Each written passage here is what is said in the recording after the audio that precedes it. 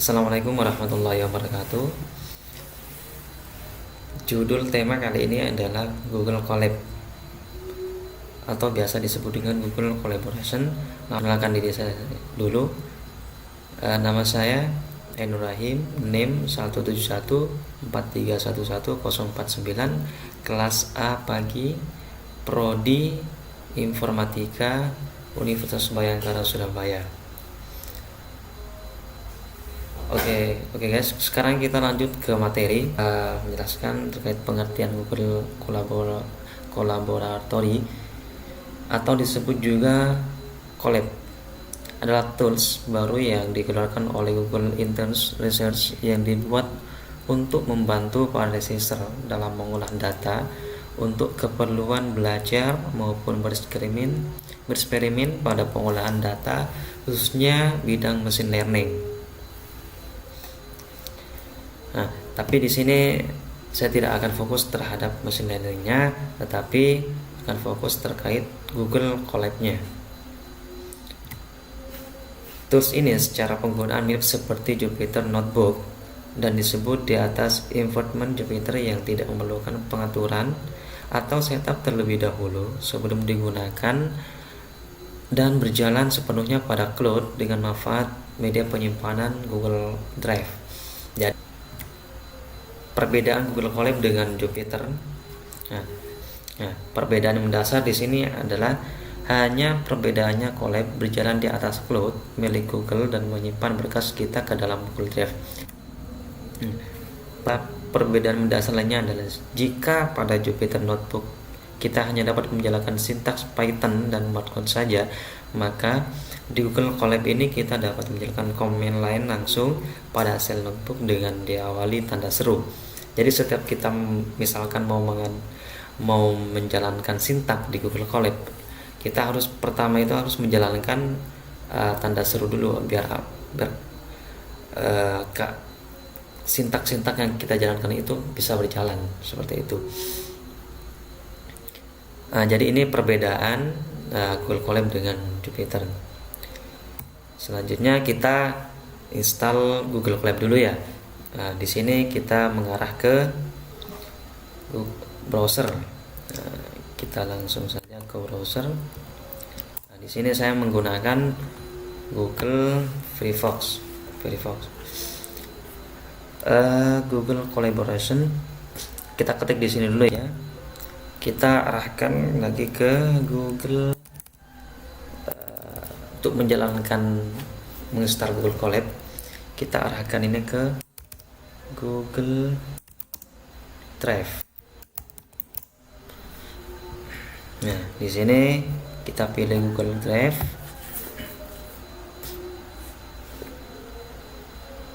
Nah, kita lanjut harus masuk akun kita dulu. Akun kita yaitu di sini saya akan menggunakan akun saya sendiri. Itu nanti terserah teman-teman menggunakan Google akun kalian sendiri.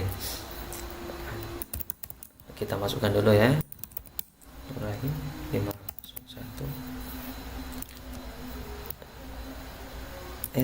@gmail.com.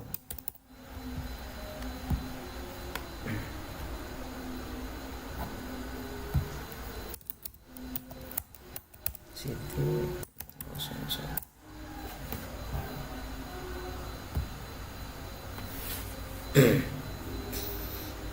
Oke, karena nantinya penyimpanan pada Google Colab itu akan mengarah ke Google Drive. Pertama yang harus kita persiapkan di sini adalah menginstal Google Colab. Untuk menginstal Google Colab, kita arahkan dulu ke browser kita. Kita ketikkan Google Drive karena di sini nanti penyimpanan dari Google Colab itu langsung ke Google Drive.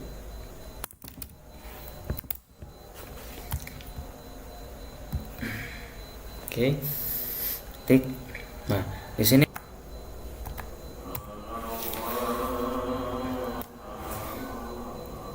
baiklah, sekarang kita akan menginstal Google Colab. Di sini ada langkah-langkahnya untuk dapat menggunakan Google Colab, kita perlu menambahkan ekstensi baru ke Google Drive kita dengan cara klik tombol New, More, Content More, lalu tuliskan Colab. Nah, pada kolom search kemudian klik tombol Connect. Ya, di sini kita arahkan ke browser ya, kita untuk menginstal Colabnya. Jadi kita New, nah di sini More, ya. Nah, Google terus Connect More apps. Nah, Connect More apps. Nah, terus di sini search Colab.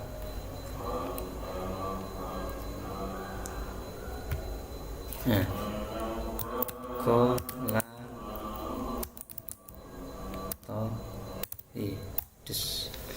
Oke, kita search di sini untuk menambahkan ekstensi. Nah, di sini udah keluar. Jadi yang muncul di sini kita klik,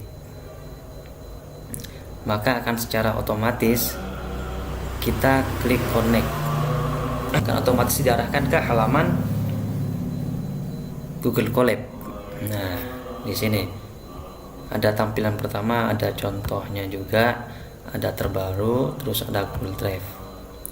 Nah, jadi ini langkah-langkah untuk menginstal Google Collaboration atau Google Colab ya. Membuat notebook, yaitu pertama kita buat directory dulu dengan klik tombol New, kemudian pilih folder, lalu berikan nama misalkan Colab. Nah, ini untuk memudahkan kita dalam membuat notebook di dalam Google Colab. Kita arahkan lagi ke browser kita. Nah, di sini kita arahkan ke Google Drive, lalu New. Nah, kita buat folder baru. Nah, kita namain di sini dengan nama Colab, biar mudah ya, biar mempermudah kita create. Nah, di sini akan terbentuk. Nah, di sini foldernya udah terbentuk ya. Foldernya sudah, kita sekarang more, terus tambah collaborative. Nah.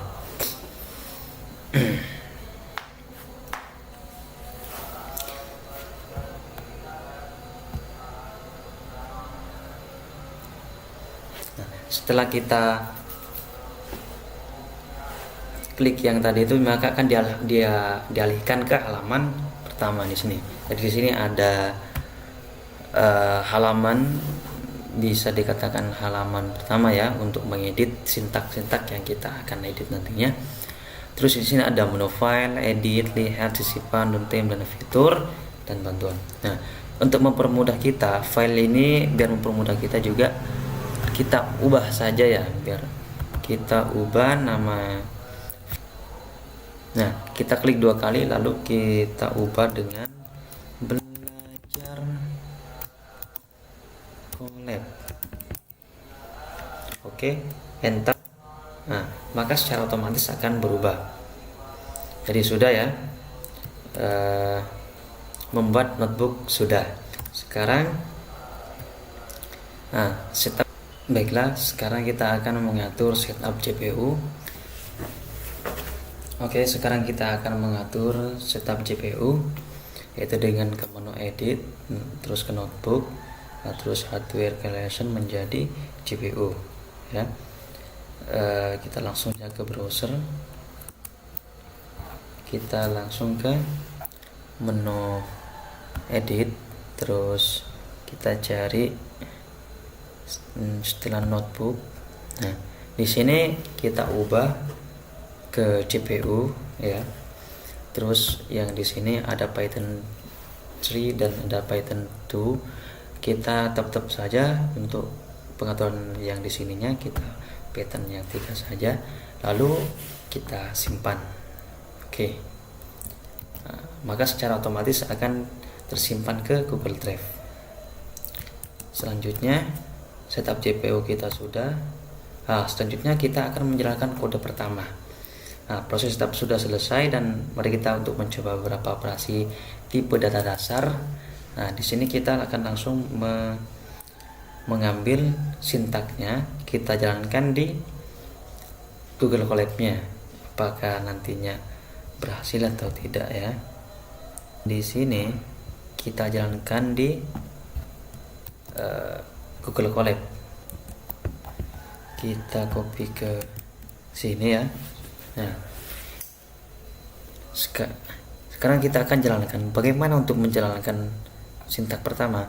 Kita arahkan ke tombol play. Nah, atau kita bisa kita arahkan ke tombol play, atau kita langsung bisa tekan Ctrl Enter, sama saja ya. Oke, langsung kita jalankan. Tunggu beberapa detik. Ini loadingnya lumayan agak lama ya.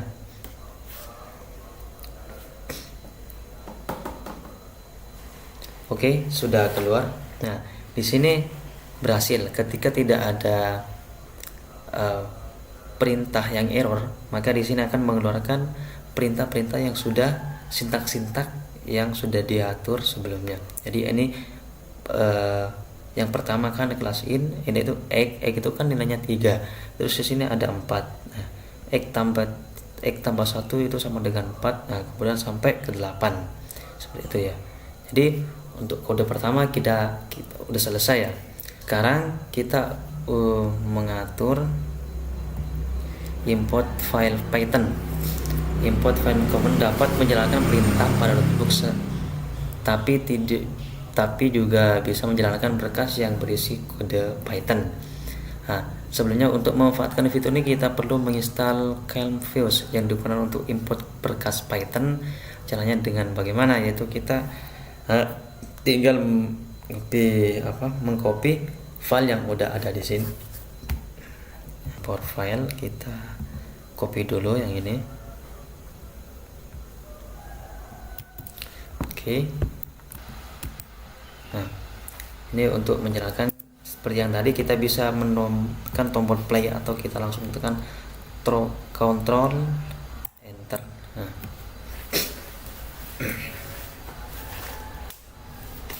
Kita tunggu beberapa detik sampai nantinya keluar hasilnya.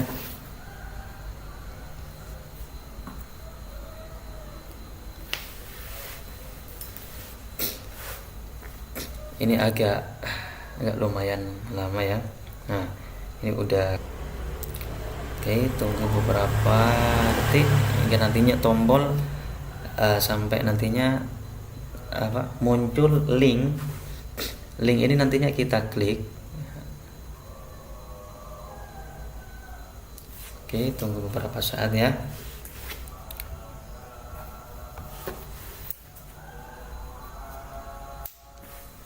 Oke, ini jaringannya agak lemot, jadi agak lama ya keluarnya. Jadi ini kan udah tampil. Kita klik saja file di sini, link yang ada kita klik, lalu akan diarahkan ke akun kita. Nah, mana akun yang dipilih? Karena saya memilih yang ini, ya klik saja ya, diikuti. Tunggu sampai mengarah ke dashboard yang selanjutnya. Kita tunggu saja sebentar. Nah, udah loading. Nah, di sini kan ada muncul Google Cloud SDK want to access your Google account. Nah, di sini kita bisa mengedit, membuat dan mendelete itu dan disimpan ke Google Drive. Kita allow saja.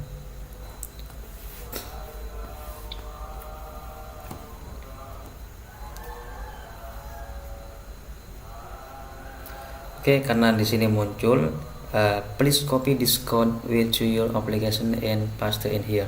Oke, kita langsung copy kode yang sudah ada di sini, kita copy saja ya.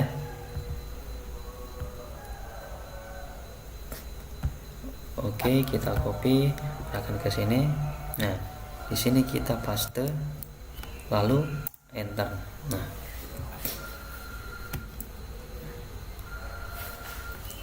di sini kita close saja. Oke. Nah.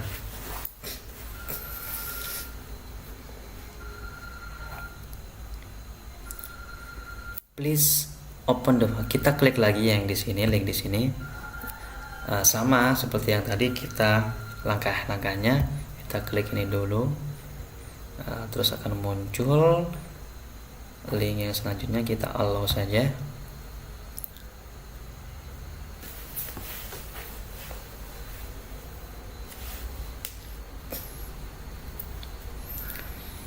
Mohon maaf ini agak lemot soalnya ya. Oke, muncul, kita copy. Selanjutnya kita paste di sel ini. Oke, enter. Sekarang please enter verification access token. Di sini udah ada peringatan bahwa import file-file yang dibutuhkan oleh Python itu berhasil. Oke ya, kita berhasil ya.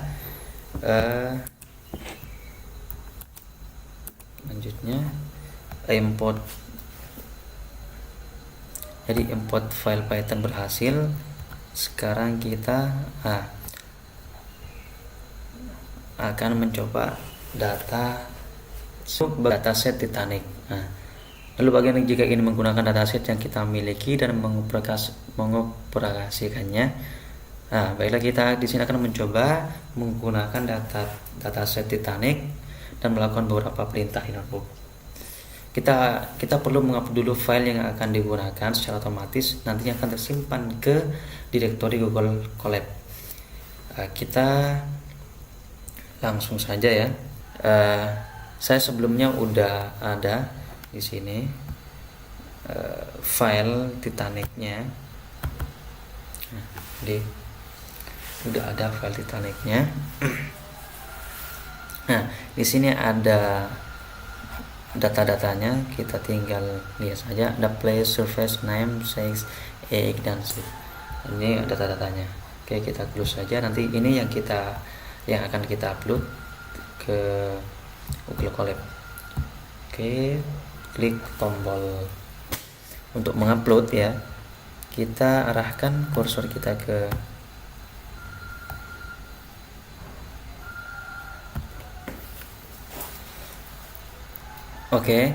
untuk menambahkan untuk mencoba file CSV, tentunya kita harus mengupload dulu filenya. Di sini saya sudah menyediakan file Titanic. Ini kita upload dulu. Filenya sudah terupload. Di sini baru kita akan menjalankan.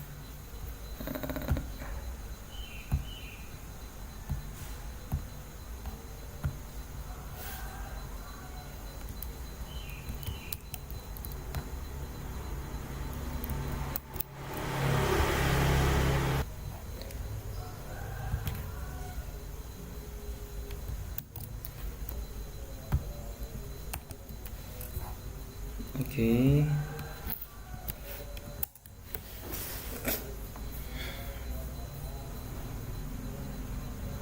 Oke, 100% sekarang kita bisa mengupload filenya. Ya. Lalu kita coba tampilkan dataset tersebut menggunakan pustaka pandas. Jadi tadi kan sudah kita perintahnya untuk mengupload dataset ini saja.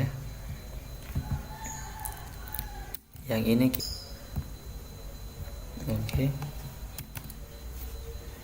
Colab Titanic CF. Di sini akan memanggil beberapa data yang sudah kita tampilkan tadi ya. Di sini kita cek lagi.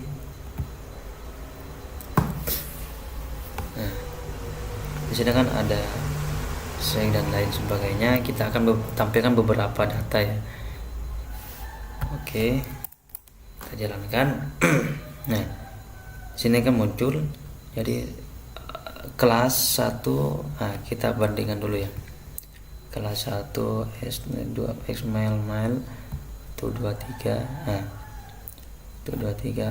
Muncul kan kelasnya, kelas apa aja. Kelas 1, 2, dan 3 itu muncul ya. Ini ada beberapa banyak data, tapi yang ditampilkan adalah cuma 5 data doang. Ya, udah kan, di sini udah berhasil ya kan. Jadi menampilkan data dari dataset CSV sudah berhasil dari GPU. Sekarang kita bagaimana melihat spesifikasi GPU yang digunakan Google Colab, yaitu perintahnya adalah sebagai di bawah. Seperti yang di bawah ini, kita copy paste ya, yang di sini kita akan ke Google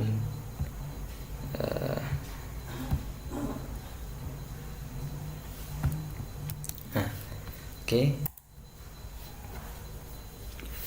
Kita cek, dan ternyata tampil ya, device tipe CPU, memory limit sudah tertera di sini, juga interaction, device SLPCU, device TPC CPU, dan juga ada ya.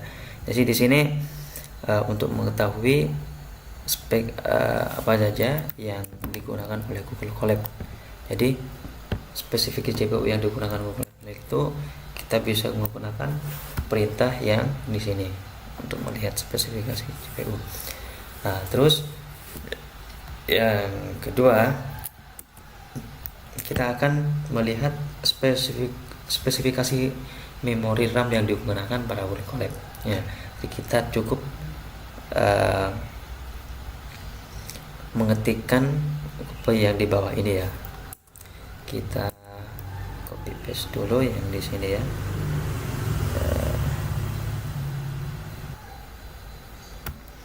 Kita langsung aja ya. Enter saja. Tunggu sebentar. Jadi kita melihat memori yang digunakan oleh Google Colab ini udah ada ya. Memori total udah sekian KB ya. Terus memory juga buffer charge udah. Jadi kita tinggal melihat jadi segini memori yang digunakan oleh Google Colab. Ini untuk melihat memori RAM yang digunakan oleh Google Colab. Terus yang terakhir kita akan melihat spesifikasi CPU yang digunakan oleh Google Colab dengan cara mengetikkan perintah yang di sini ya, CPU info, sama seperti ngecek RAM, cuma yang ininya beda ya, ada sedikit. Kita tambahkan di sini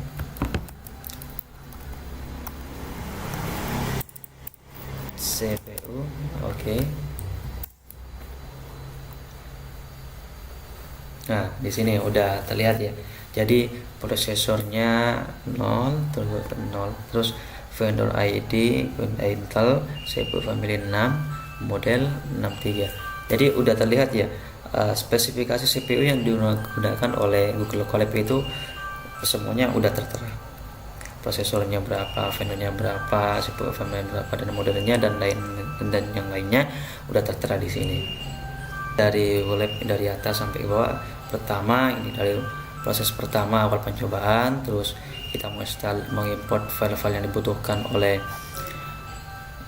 Python. Terus di sini kita mencoba untuk mengupload data yang berbentuk CSV, dan kita tampilkan ternyata berhasil lalunya ya, datanya berhasil kita upload. Dan di sini kita mencoba untuk mengecek device CPU-nya ya kan, CPU.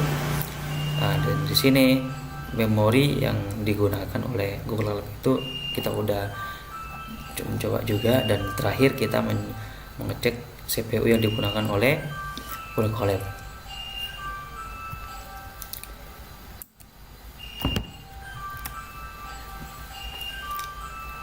Jadi itu teman-teman sekilas penjelasan terkait penggunaan Google Colab dari saya. Jika ada kesalahan kata atau penjelasan kurang baik, akan saya tampung semua komentar-komentarnya dari teman-teman yang lainnya untuk tugas yang kedepannya, untuk perbaikan tugas yang kedepannya. Jadi Cukup sekian dan terima kasih dari saya. Wabillahi taufiq wal hidayah. Wassalamualaikum warahmatullahi wabarakatuh.